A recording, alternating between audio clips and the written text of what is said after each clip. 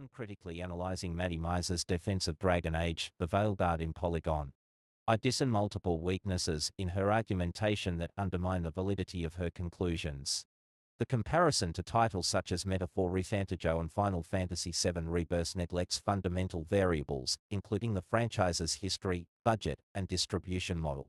Dragon Age is a well-established IP with a loyal audience and high expectations, unlike Metaphor, which had to build its player base from the ground up.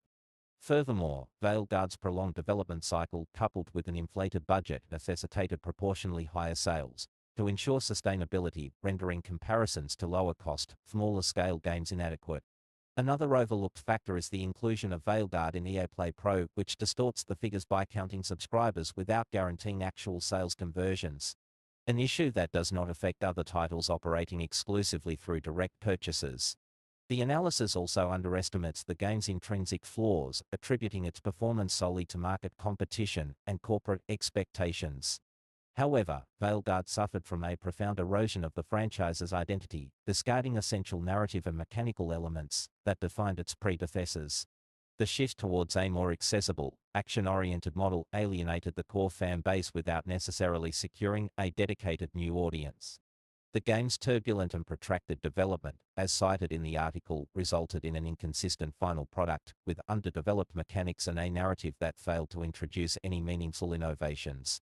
While 𝕸𝖐𝖆𝖊𝑑 𝕾𝖙𝖗𝖎 redefined the genre with unparalleled narrative freedom and a robust choice-driven system, Veilguard presented a simplified design that, far from broadening the franchise's appeal, resulted in a diluted and undistinguished experience.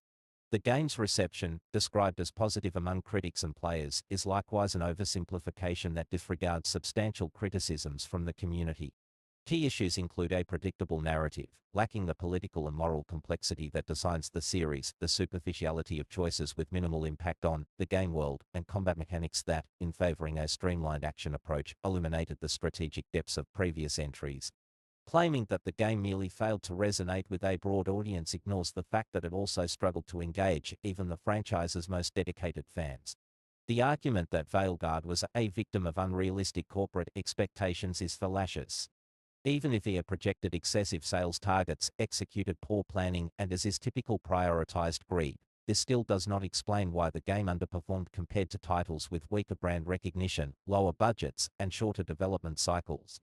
This holds true even when compared to other EA projects that suffered from similar mismanagement yet did not perform nearly as dismally. If the product's quality had been sufficient to sustain a dedicated niche, sales might have been modest, but not disappointing to the extent of justifying BioWare's restructuring and layoff. The reality is that Veilguard not only failed to capture a broader audience, but also failed to retain the support of those who have traditionally championed the franchise. Thus, 𝕸𝖐𝖆𝖊𝑑 defense diverts attention from the game's real issues and grossly oversimplifies a failure that, more than merely stemming from misaligned expectations, resulted from flawed strategic and creative decisions, most notably its abysmal writing and overtly woke narrative.